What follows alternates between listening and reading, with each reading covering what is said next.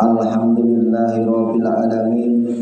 Alhamdulillahil qail ya ayyuhalladzina amanu ittaqullaha wa qulu qawlan sadida yuslih lakum a'malakum wa yaghfir lakum dzunubakum wa may yuti'illaha wa rasulahu faqad faza fawzan 'azima.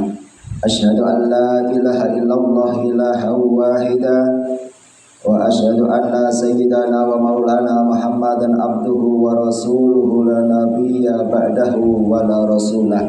Usalli wa usallim wa ukarrim wa urahim ala sayyidina wa maulana Muhammadin wa ala alihi wa ashabihi wa man tabi'ahu ila yaumiddin daiman abada, amma ba'd. Hadirin jamaah salat Jumat rahimakumullah. Pada kesempatan ini marilah kita semangat menjalankan perintah-perintahnya Allah Subhanahu wa taala. Karena semangat kita menjalankan perintahnya Allah Subhanahu wa taala itu tanda bukti suburnya iman kita. Tatkala subur iman kita, maka akan banyak pula cabang-cabang amal kita. Banyaknya cabang amal-amal kita itu pertanda kita memperoleh rahmat dan akan hadir yang namanya ridho Allah Subhanahu wa taala.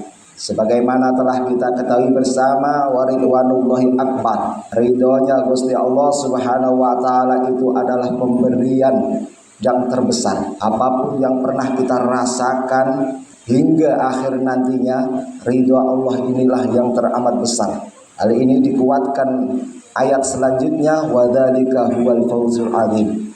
Ridho Allah itu adalah karunia terbesarnya Allah Subhanahu wa ta'ala. Hadirin jamaah sholat Jum'ah rahimakumullah, pada kesempatan mimbar ini akan kami sampaikan muhawarah atau dialog antara Abi Dzar Al-Ghifari dengan Nabi Muhammad SAW. Nama lengkapnya yaitu Jundub ibnu Junadah Al-Ghifari. Beliau ini adalah sosok sahabat Rasulullah SAW yang hidupnya sederhana, hanya saja memiliki keteguhan hati, pemikiran yang matang dan visioner, memiliki visi ke depan yang jauh, bahkan visi akhirat untuk mencapai sebuah kebahagiaan. Beliau pernah bertanya, "Ya Nabi Allah, wahai orang yang membawa berita dari Allah Subhanahu wa ta'ala, ya Rasulullah, wahai utusannya Allah, ma tungjil abda minan nari, mada tungjil abda minan nari, apa yang bisa menyelamatkan seseorang dari sentuhan bara api neraka, wahai nabinya Allah?" Kata sahabat Abu Dzar Al-Ghifari kepada baginda Nabi Muhammad SAW. Rasulullah menjawab, qala tu'minu billah wal yaumil akhir. Berimanlah kamu kepada Allah dan berimanlah kamu kepada hari akhir. Melihat jawaban Rasulullah yang begitu sangat sederhana, kita semuanya bisa. Abi Dzar Al-Ghifari yang memiliki sifat kritis ini menanyakan kembali, "Ya Rasulullah, inna ma'al imani amalan." Apakah orang yang beriman itu harus beramal?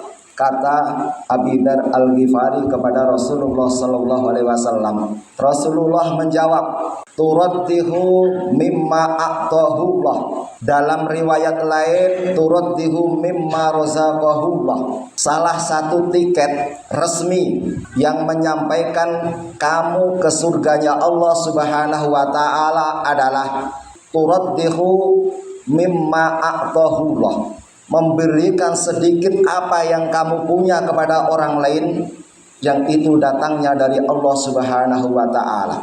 Jadi memberi sesuatu kepada orang lain sekalipun nilainya sedikit, dalam pelajaran yang disampaikan oleh Rasulullah SAW ini bisa menjadi asbab, bisa menjadi juru penyelamat kita dari siksaan Allah Subhanahu wa ta'ala.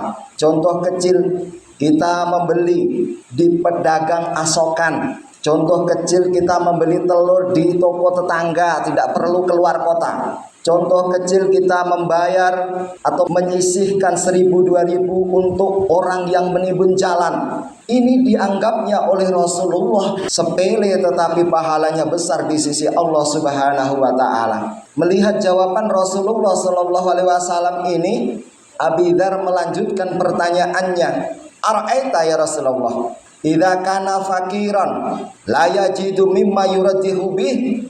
Ara'aita, bagaimana pendapatmu wahai Rasulullah, idza kana fakiran la yajidu mimma yuraddihu bih, apabila seseorang itu tidak memiliki apa-apa untuk diberikan kepada orang lain selain dirinya. Maka Rasulullah sallallahu alaihi wasallam menjawab, ayya'muru bil ma'ruf wa yanha 'anil munkar. Hendaknya dia itu mempraktekkan beramar ma'ruf nahi mungkar. Amar ma'ruf nahi mungkar itu tidak seperti yang kita bayangkan, tidak harus kita angkat bicara, pegang mic di depan massa, tidak harus kita berdiri di podium dan didengarkan oleh ratusan bahkan ribuan orang juga tidak. Tetapi yang dimaksud amar ma'ruf nahi mungkar itu mulai dari skala kecil, yaitu keluarga, warga, dan masyarakat kita. Contoh kecil, beramar ma'ruf, perintah yang baik kepada anak kita. Nak, pergilah kamu ngaji. Nak, sholatlah kamu. Nak, pergilah kamu jum'ahan.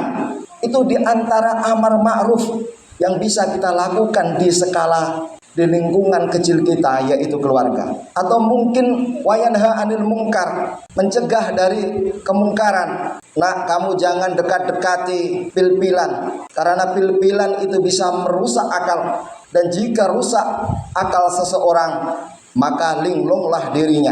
Makanya tidak jarang karena ketidaktahuan dan tidak adanya amar ma'ruf nahi mungkar di keluarga, di luar sana ada anak yang melakukan kedurhakaan, tidak diajarkannya sabar, tidak diajarkannya bersyukur, hingga ketika meminta sesuatu langsung harus ada di depannya. Bahkan kalau tidak, diberitakan orang tuanya dibunuh oleh anaknya.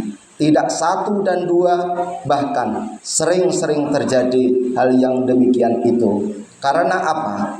Tidak adanya amar ma'ruf di lingkungan keluarga. Jiwa amar ma'ruf nahi mungkar, menyuruh yang baik dan menolak yang mungkar di kalangan keluarga ini, jika terbangun maka akan terbangun pula masyarakat yang mengenali agama Allah Subhanahu wa ta'ala. Lalu melihat jawaban yang sederhana ini, sahabat Abi Dzar melanjutkan pertanyaannya, ya Rasulullah, idza kana ayyan, apabila seseorang itu gagap, mau bilang A tapi tidak langsung bisa, mau bilang I tidak langsung fasih I-nya. Idza kana ayyan la yaqdiru ayya'muru bil ma'ruf wa yanha 'anil munkar. Bagaimana pendapatmu hai Rasulullah, jika seseorang itu gagapan, ngomongnya tidak bisa fasih, apalagi menyusun kata hingga menjadi retorika, bagaimana dia harus beramar ma'ruf nahi mungkar? Jawab Rasulullah sallallahu alaihi wasallam, fal yasna'i li ahrab, hendaknya dia membantu kebaikan untuk orang yang linglung. Ada di antara kita ini orang yang linglung, beli sesuatu tidak benar, makan pun tidak benar. Membantu kita kepada orang yang linglung, mendekatkan sandalnya supaya bisa dipakai, atau memakaikan sepatunya orang yang linglung, atau membelikan sesuatu untuk orang yang linglung, itu merupakan tiket resmi menuju surga Allah Subhanahu wa ta'ala. Lalu mendengar jawaban ini, sahabat Abi Dzar Al-Ghifari melanjutkan pertanyaannya, ara'aita in kana ahrab, bagaimana kalau orang itu sendiri linglung ya Rasulullah? La yasna'u syai'an, dia tidak bisa berbuat apa-apa. Dia berbuat untuk dirinya saja tidak bisa, apalagi berbuat untuk orang lain. Maka Rasulullah sallallahu alaihi wasallam menjawab, wa yu'ina magluban, bisa dengan membantu orang yang tertindas, kata Rasulullah Shallallahu Alaihi Wasallam. Jika itu pun tidak bisa, aro'aita ingkana la yastati'una syai'an, bagaimana jika dia itu tidak la yastati'u ayyu'ina magluban, orang itu tidak mampu untuk menolong orang yang tertindas ya Rasulullah. Rasulullah Shallallahu Alaihi Wasallam menjawab pula, ma turidu fi sahibika min khairin ayyumsika an adan nas, hendaknya kamu punya hasrat, punya niat, punya tekad, punya doa agar saudaramu itu menjadi orang baik dan tidak menyakiti orang lain. Ini termasuk ibadah sosial yang kelihatannya sepele menurut kita, tetapi nilainya tinggi di sisi Allah Subhanahu wa Ta'ala. Yang pertama tadi adalah hendaknya kita mengeluarkan sesuatu yang kita punya walaupun sedikit. Yang kedua, hendaknya di kalangan skala kecil hingga terbesar itu ada yang namanya amar ma'ruf dan nahi mungkar. Adapun yang ketiga, hendaknya kita itu selalu berbuat baik sekalipun kepada orang yang linglung. Yang keempat, hendaknya kita membantu orang yang tertindas. Dan yang kelima, hendaknya kita punya senjata yaitu doa untuk mendoakan saudara-saudara kita agar menjadi orang baik dan tidak menzolimi orang yang di sekitarnya. Lima-limanya ini benarkah bisa menjadi tiket resmi seseorang menuju surga? Pertanyaan Abi Dzar Al-Ghifari kepada Rasulullah Sallallahu Alaihi Wasallam, idza fa'ala dzalika dakhalal jannah. Ya Rasulullah, apakah benar kelima-limanya ini, 5 ibadah sosial ini bisa mengantarkan seseorang masuk surga tanpa tersentuh api neraka? Rasulullah Shallallahu Alaihi Wasallam menjawab, man fa'ala khoslatan min haula, siapa mengamalkan satu saja dari karakter di atas, dari 5 di atas, satu di antara 5 yang sudah tersebut di atas, akhuduhu biyadihi, aku akan memegang tangannya, hatta udkhilahul jannah, hingga aku menggandeng, hingga aku mendampingi dia sampai di surganya Allah Subhanahu wa Ta'ala. Hadirin jamaah sholat Jumat rahimakumullah, 5 ibadah sosial itu nampaknya memang enteng, nampaknya memang ringan, tetapi harus kita lakukan dengan ketulusan dan keikhlasan.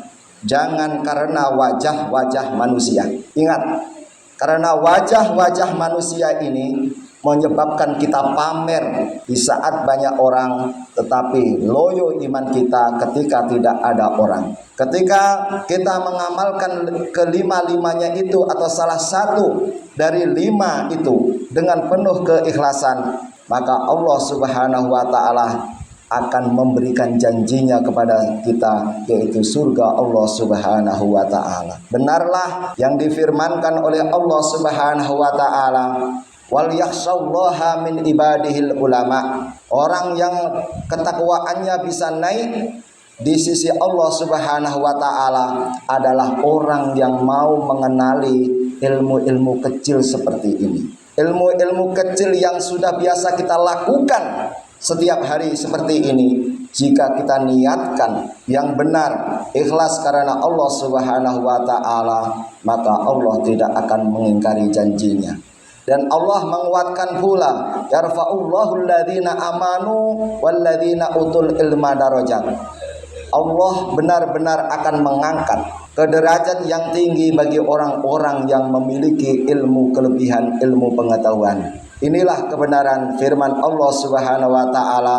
Mari kita sama-sama istiqomah menjalankan ibadah-ibadah walaupun sepele, tetapi mari kita niatkan melakukan ibadah sosial, mencari ridha Allah Subhanahu wa Ta'ala, hindari wajah-wajah manusia, karena itu menjadi pembegal keridhaan Allah Subhanahu wa Ta'ala. Amin amin ya rabbal alamin. Barakallahu li wa lakum fil Qur'anil azim wa nafa'ani wa iyyakum bima fihi minal ayati wa dzikril hakim. Aqulu qawli hadza wa astaghfirullahal azim li wa lakum wa lisairil muslimin wastaghfiruhu innahu wal ghafurur rahim. Alhamdulillah. Alhamdulillah wa bihi nasta'inu ala umuri dunya waddin. Asyhadu an la ilaha illallah al-malikul haqqul mubin. Wa asyhadu anna sayyidana wa maulana Muhammadan abduhu wa rasuluhu al-mab'us rahmatan lil alamin. Usalli wa usallim ala nabiyyina al-karim Muhammadin wa ala alihi wa ashabihi wa man tabi'ahu ila yaumiddin amma ba'du. Hadirin jamaah salat Jumat rahimakumullah, ittaqullaha haqqa tuqatih wa la tamutunna illa wa antum muslimun. Allahumma ighfir lil muslimina wal muslimat wal mu'minina wal mu'minat al ahya'i minhum wal amwat. Rabbana ighfir lana wa li ikhwanina alladhina sabaquna bil iman wa la taj'al fi qulubina ghillan lil ladzina amanu rabbana innaka ra'ufur rahim. Rabbana ighfir lana wa li walidayna warhamhuma kama rabbayana shaghira. Rabbana ighfir lana wa li walidayna wa li jamil mu'minina yauma yaqumul hisab. Allahumma ya Allah ij'al baladina hadza baldatan Indonesia baldatan thayyibatan mutmainnatan aminatan rakhiyatan waj'al ahlaha mimman amana billahi wal yawmil akhir wa iqamis salah wa ita'iz zakah wal hajjil baital haram man istata'a ilaihi sabila. Rabbana atina fid dunya hasanah wa fil akhirati hasanah wa qina adzabannar walhamdulillahi rabbil alamin. Ibadallah, innallaha ya'murukum bil adli wal ihsan wa ita'i dzil qurba wa yanha 'anil fahsya'i wal munkar wal baghi ya'idzukum la'allakum tadhakkarun. Wadhkurullahal 'azim yadhkurkum washkuruhu 'ala ni'amihi yazidkum wa la dzikrullahi ta'ala akbar. Summa aqimus shalah.